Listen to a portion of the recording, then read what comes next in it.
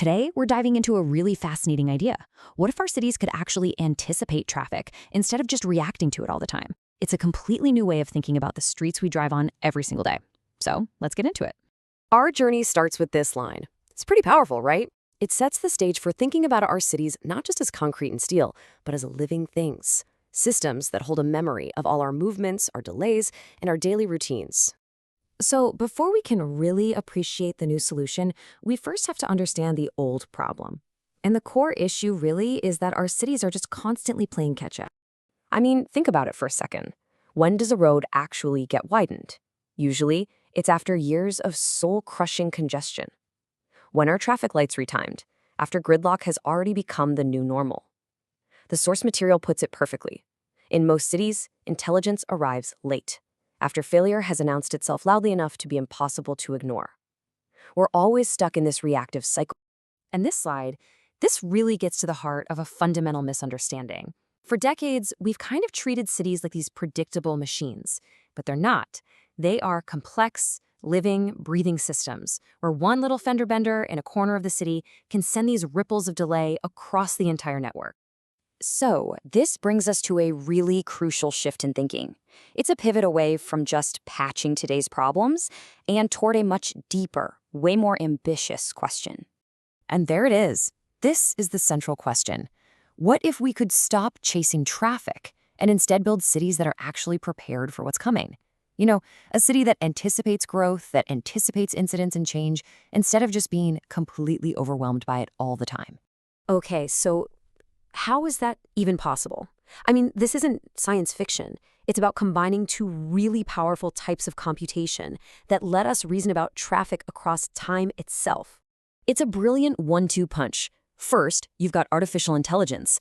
AI is fantastic at looking backward. It can learn all the super complex patterns from tons of historical traffic data. But then, you pair it with something called quantum-inspired optimization. And that's the forward-looking engine. It can explore this huge space of what-if scenarios for the future, testing out combinations no human team could ever hope to calculate. And this gets to the real goal. See, the point isn't to predict one single perfect future, because that's impossible. Instead, the goal is what the source calls resilient design. It's about finding solutions that are robust enough to work well across a whole range of possible futures. It's about making the city adaptable instead of fragile. So how does all this tech actually come together into a concrete plan? Well, the source material uses this fantastic analogy, describing the whole thing as a kind of nervous system for the city, with different layers that handle everything from instant reflexes to deep strategic thought. It all starts on a foundation of data and, importantly, privacy. On top of that, you have the city's reflexes. Think smart cameras and local controllers making real-time adjustments on the fly. The next layer up is anticipation, where AI models are forecasting where traffic stress is probably going to form. Above that, you have dynamic diversion to manage traffic as a whole network. And then right at the top, the quantum layer is asking the big strategic design questions for the long haul. Now, this table gives us a great at-a-glance look at all the pieces. Just notice how it combines these mature, real-time technologies like edge cameras, which give us immediate situational awareness, with these emerging but super powerful tools like the quantum optimizer, which allows planners to explore those crucial design trade-offs for the future. Okay, I know what you're thinking. This all sounds incredibly ambitious, almost futuristic. So how does the city actually get started on this without, trying to boil the ocean? Well, the path forward is actually deliberately modest and really practical. It begins right here, not with some massive citywide overhaul, but with a small, totally manageable pilot program of just 3 to 10 intersections. This is where you test the technology, you validate the approach, and you prove that it delivers real-world value on a small scale before you even think about expanding. And success here isn't just some vague concept.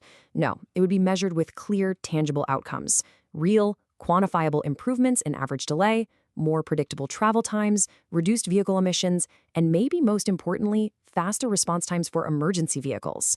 It's all about data-driven results. Now, this is a crucial point. It's easy to imagine a future where computers are running everything, but the source material is very, very clear on this. This technology is a tool for insight. It doesn't make the final call. What it does is reveal the trade-offs and the consequences of different choices, empowering the human planners to make better, more informed decisions.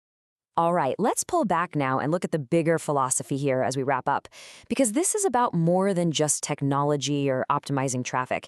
It's really about a whole new way of seeing the city itself.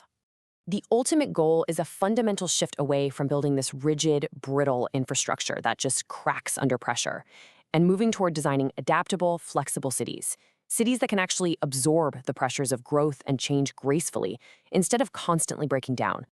And this right here, this is the final vision. Imagine moving through your city and feeling no frustration, just this quiet sense that things work. A city that isn't struggling to keep up with its own people because it was designed with the foresight to be ready for its own future.